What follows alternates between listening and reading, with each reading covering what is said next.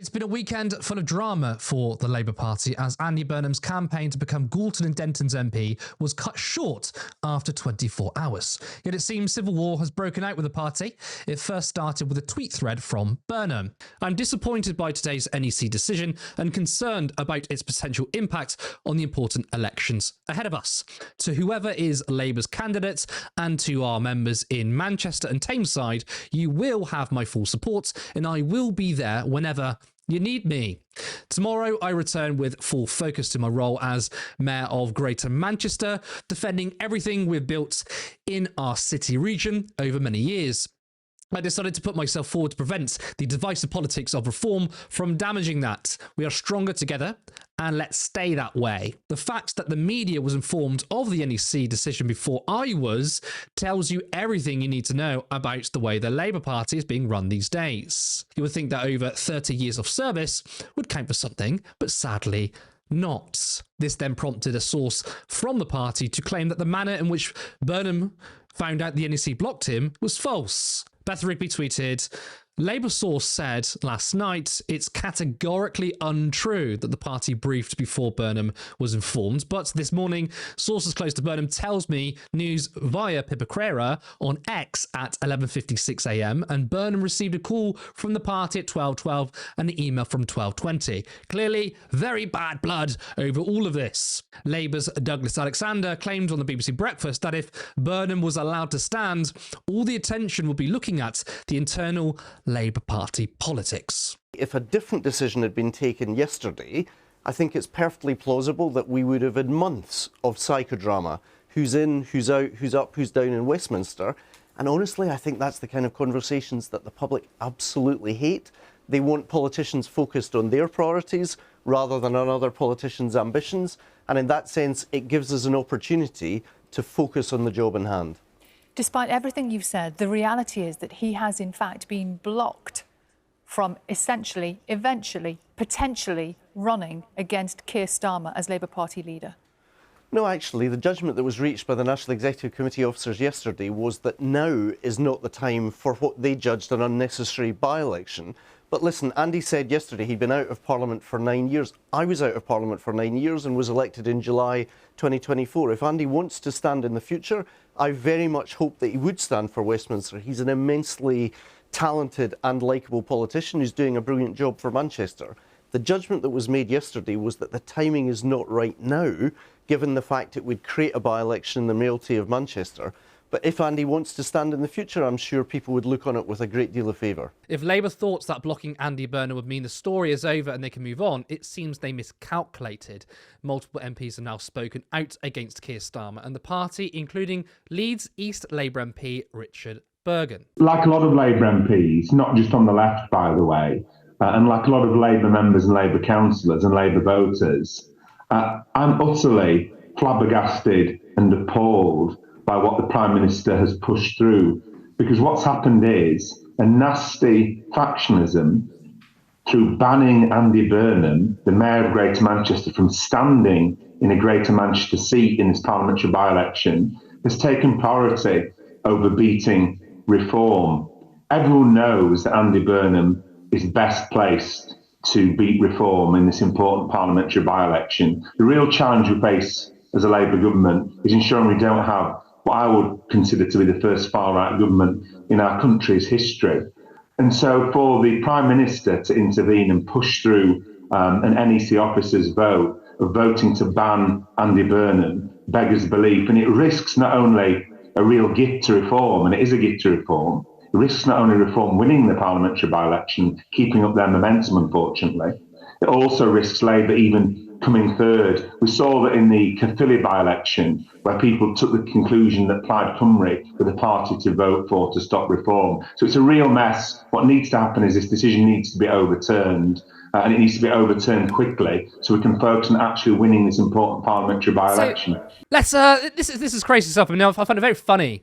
We've got Labour figures saying that, you know what, we don't want to be inward looking, and if we were to allow Andy Burnham to stand, then it'll all be about internal Labour politics. But it's happening now. You've angered people. You've got Richard Bergen, you've got other MPs saying, well, actually, Keir Starmer is playing a faction stitch-up, and not allowing Andy Burnham to stand. And questions are going to rise about Keir Starmer. So they've added more media attention. Of course, they need to create an excuse for this because at the end of the day, this is about Starmer making sure that Andy Burnham isn't a candidate because it's quite clear he doesn't want to be replaced. Now that Burnham won't be the Labour candidate, attention has turned to the Green Party, with even Ladbrokes having them as the favourites. So at the top, the Green Party, the favourite with 13-8. Labour Reform are actually tied. But it's a clear favourite in terms of Ladbrokes, right? And what I find strange is when it comes to predictions, why do the betting companies always do a pretty good job of it? Now, looking at the demographics of Gorton and Denton, in terms of age, the average in the constituency is 46.5 years, which is lower than the national average of 49.6. 11% are aged between 16 and 24, 1% higher than the average. 14% aged 25 to 34, again 1% more than average. And 21% are aged 35 to 49, which is 3% more than the average.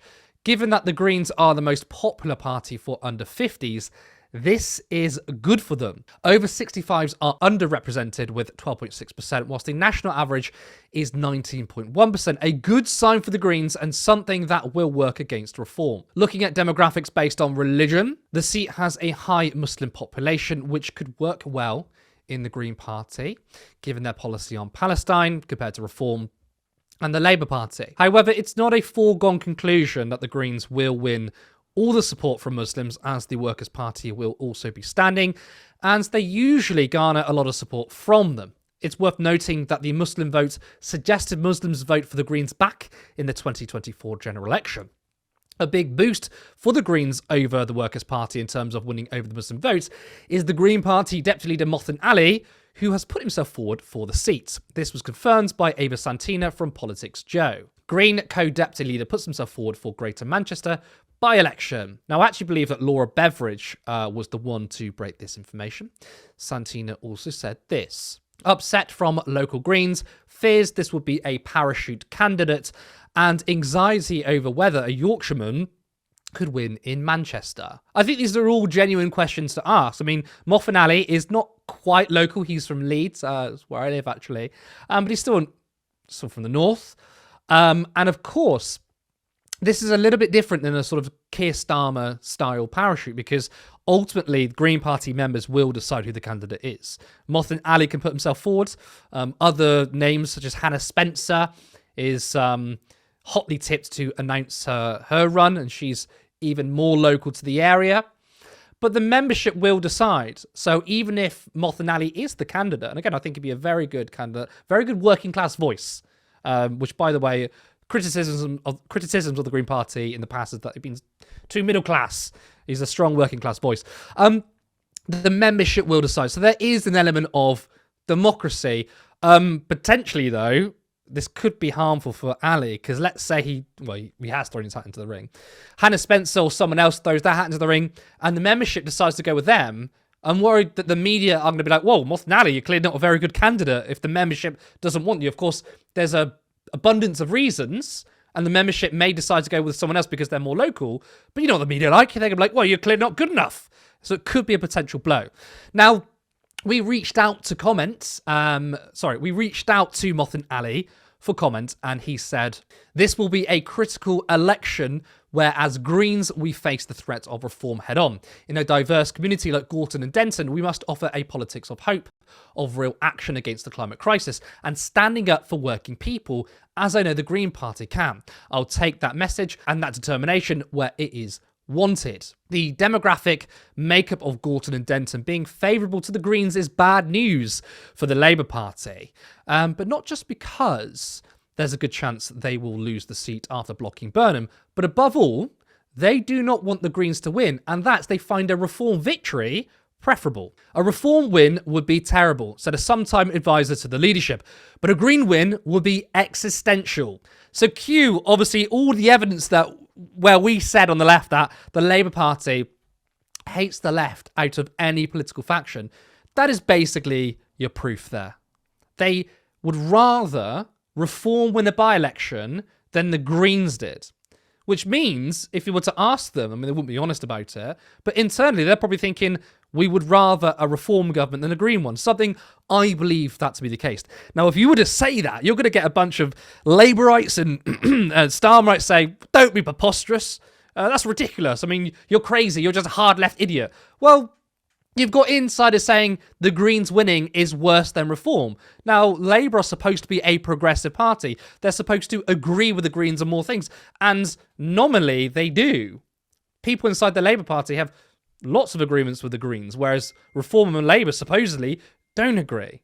But again, it sort of mirrors what happened to Jeremy Corbyn. They much preferred a Boris Johnson Conservative majority than a Jeremy Corbyn victory. Go back to Tony Blair. He made a speech when Jeremy Corbyn was Labour leader very early on. He said, if we could win on a left-wing ticket, I wouldn't take it. If they could win, they wouldn't take it. Louisa, has Labour just paved the way for Reform or the Green Party to win the by-election? I am very worried about this, to be honest. I mean, I hope that obviously they paved the way for the Greens. But what I am worried about is obviously Reform taking this seat, because we have seen a lot of by-elections in Manchester go this way, particularly where I'm from in Rochdale. We do have a very high Muslim population and we have like a young population, and the statistics don't translate into that green vote, which is what concerns me the most. I mean, obviously we need to be optimistic, but what I'm most concerned about as well is that this decision by the NEC is just once again proving how anti-democratic this system is anyway. Everybody knows that, you know, if Andy Burnham run for that seat, it was most likely that he would win, because he's probably the only kind of saving grace of Labour at this point, I think, and an answer that they could have towards like the progressive left potentially. I mean, I did interview him, and he was on board with well taxes, which makes it very disappointing that he's obviously not.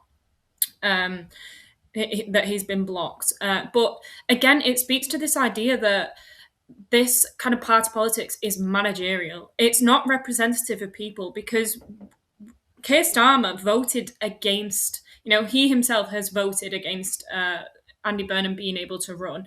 And he knew that he would pose an alternative. And the problem with the left and with Labour is the fact that there has been no alternative. So they are really shooting themselves in the foot here. And when you get this kind of like anti-democratic, you know, disenchantment, disillusionment with politics, that I think this decision what will come out of this decision, then that really works into Reform's hand, because they are the party that is meant to be anti-establishment, and this is what this narrative is feeding into. So I think I am concerned that Reform will get this seat, and I hope not, but I think we can't become complacent about it. And yeah, I'm hopeful though. Do you know what I mean? I've sort of changed my view on this. When Labour blocked Andy Burnham, I was like, this is a gift to Reform. And don't get me wrong, it's absolutely boosted them. But when I look at the demographics, it's perfect for the Greens. Big metropolitan city, student population, it's typically younger, Muslim population. This is the perfect base for the Green Party. So I do think they have a really good shot, and I do think they should throw everything at it. I still maintain my position that Zach should not run in that seat. He's not going to. Of course, you spoke to Andy Burnham last year. He is a very strange politician. You know, there's a joke about Andy Burnham. You know, a Corbynite, a Brownite, and a Blairite walks into the bar, and the barman says, "What you have in Burnham, Andy Burnham?" And that's a criticism and a praise in a way. It's criticism because what does he really stand for?